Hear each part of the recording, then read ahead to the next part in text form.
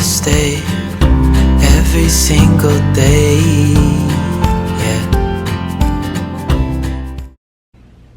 Hello everyone, welcome back to another video. Today's video is going to be a story time to encourage you. If you've ever lost someone, you just need a whole new perspective, or you just need some encouragement. A trigger warning: if you ever lost a baby, this is going to be that type of story. So I understand if you want to click off this video. I respect your emotions. Yeah, so, and I also wanted to say, if you're not a believer, in God, I'm not gonna force God on you, but just hear me out, hear my testimony, and I promise you it's gonna touch you. Okay, let's get into the video. Please hit that like and comment below, subscribe if you love my vibe, and let's get into it. So when I was 21 years old, I was a virgin. I was a virgin up to 21 years old.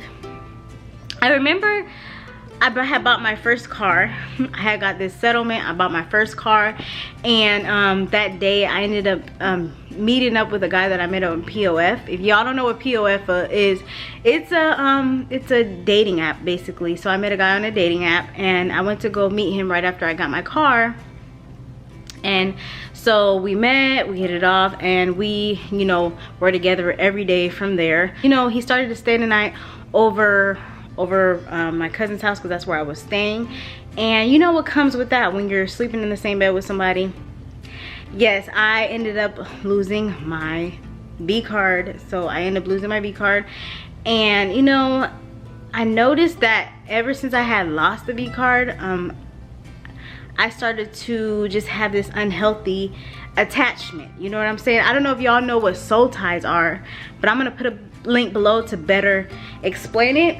A soul tie is basically, when you fornicate, it's basically when you sleep with someone that you're not married to, you become one flesh, and you have like this unhealthy attachment, and that's formed from sexual sin. So it's like you feel addicted to this person, like this person has, like, I don't know, it's just that you just become obsessed with the person. Instead of, if the person treats you wrong, instead of wanting to run away from them, you want more of them. You know what I'm saying?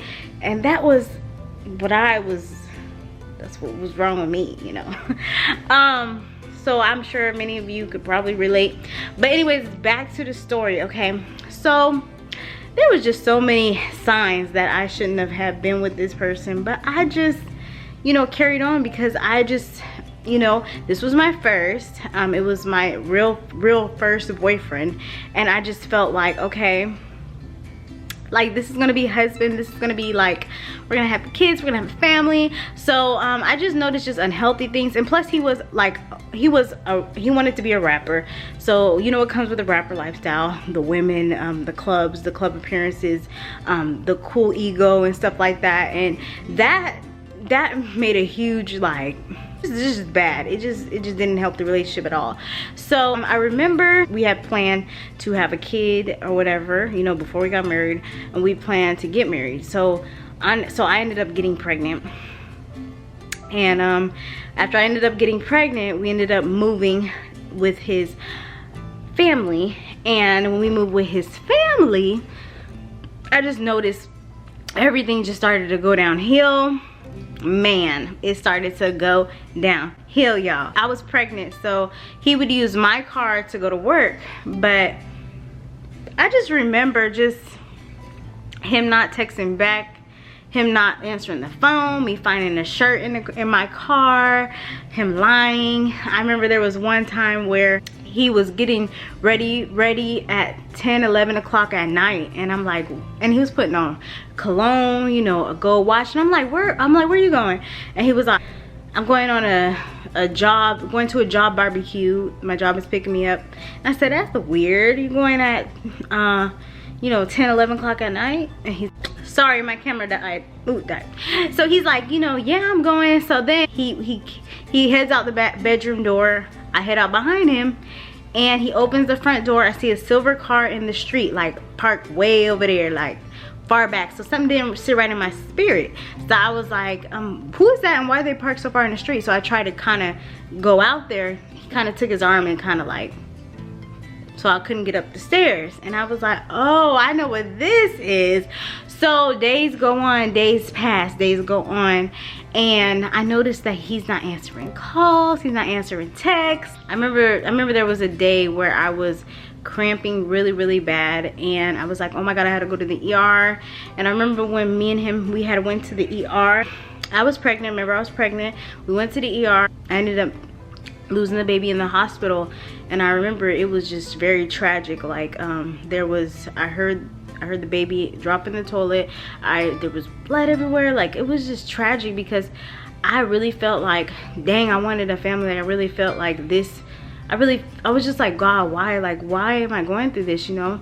And then just on top of that, I'm going through all these emotions, and the person just dogging me out and stuff like that. So it just was a lot. So I remember after that, I just came home after that, after losing the baby, and I was just crying and just grieving and grieving and grieving in the bed, you know, just grieving and grieving and grieving and grieving. And I remember just listening to worship music and just calling on God, and just, I never ever, no matter what ever happened to me, I never doubted God. I never rejected God, you know what I'm saying? So even though I was in the world and I was doing worldly things and I was sinning, I mean, I never ever doubted God or rejected God, because that's I grew up knowing God, you know what I'm saying? It was, you know, even after the whole thing of me losing the child at the time, I remember that he was still, you know, not answering my calls, not answering my texts. He would disappear for days at a time, week at a time. And I just got fed up, and I'm just like, okay, you know what, I'm leaving. I'm leaving. And so I remember I ended up just leaving, and he didn't want me to leave, but I mean, no, I remember I just left, you know what I'm saying? And many people would judge other women or men, and they'd be like, well, why didn't you leave? Why didn't you leave? Well, you know, and as a person deep down in your heart, if you want to leave or not, you know what I'm saying? And at that point, enough was enough for me, especially like my emotions, you know, like I was going crazy, y'all. Like, it was bad. So I ended up staying with my great grandma, rest in peace to her, and I was staying with her, between her and my friend at the time. And my grandma, you know, she was always in church, you know, always a praying woman, always, you know, talking about God. She was a prayer warrior in the family. And I remember going to church with her, and I just repented, and I said, God, forgive me for making this man an idol. And I realized after that man dogged me out that God was the only solid foundation that I really had. So, you know, in Exodus 24:6, it says that you shall not make yourselves an idol, nor any image of anything that is in the heavens above, or that is in the earth beneath, or that is in the water under the earth. You shall not bow down yourself to them, nor serve them, for I, Yahweh, are your God, am a jealous God. I had to repent. I repented for making that man an idol. And so I remember, I still, even though I repented, I still struggled. I was still, you know, running back to him when he was, even when he was with the girl that he cheated on me with. I was running back to him, you know, messing around with him and stuff like that. And I remember there was one night, the last night that I actually seen him ever mess with him. And I remember I was driving over, we got together. After that, I was driving over a bridge, and I was just thinking about, just like, you know, a thought came across my mind, like, just, why don't you just, you know? But then I thought about, like, no, don't do that. Don't do that. I just thought about God, and I'm like, God wouldn't want me to do this. Like, no. Anyways, fast forward, was done messing with him. I remember when, cause you know, at the time I was 21, I was still going to the club. I was still, I would go to church on Sundays, go to the club on the weekdays, on the weekend. Y'all, I wouldn't recommend that, but that's what I was doing.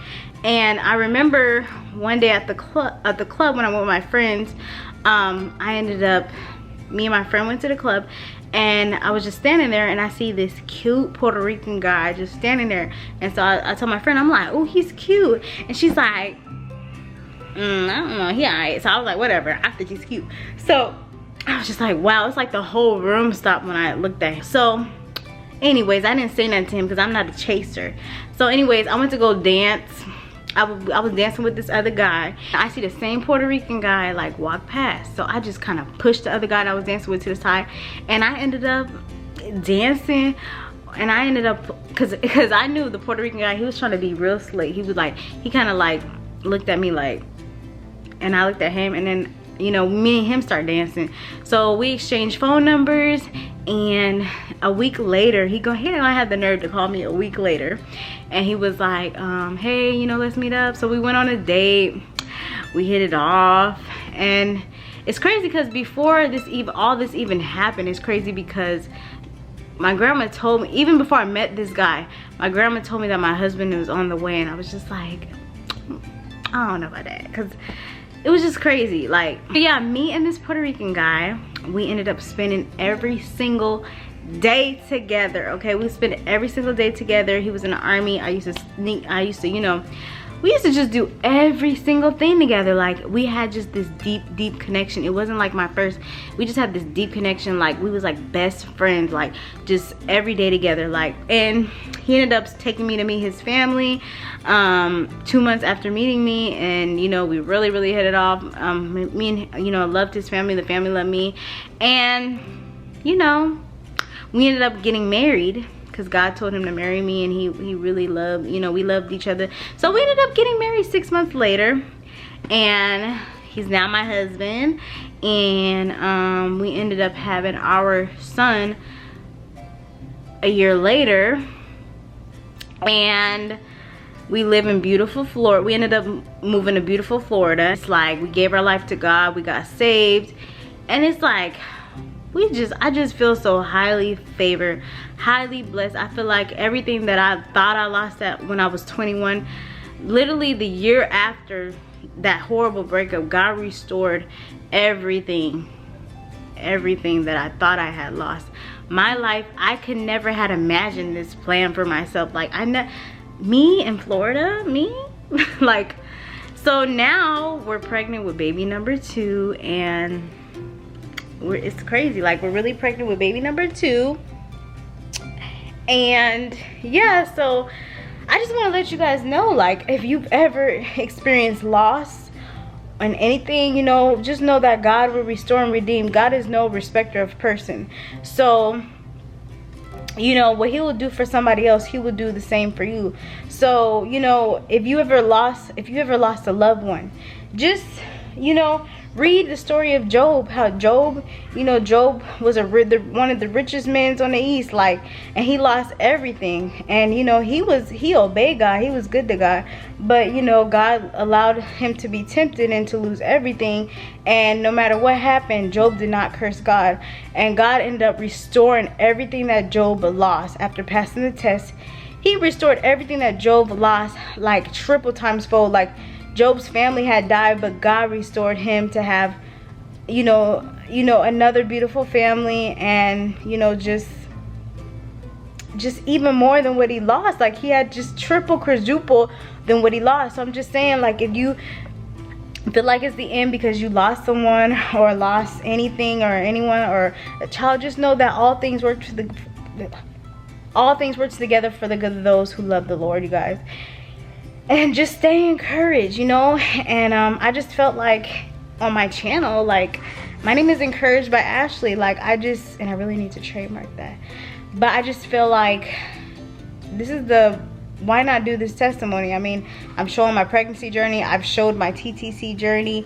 This is faith, motherhood, lifestyle. Mothers go through loss, so why not share my experience, you know what I'm saying? But anyways, I thank you so much for watching this video. I hope you were encouraged. Comment below if you would like to share your story with me. I always read every single comment. I always reply to every single comment. Subscribe if you love my vibe. And yeah, y'all have a blessed, wonderful weekend. Stay encouraged in the Lord. Peace. I know it's nothing new, but it's so good to see you.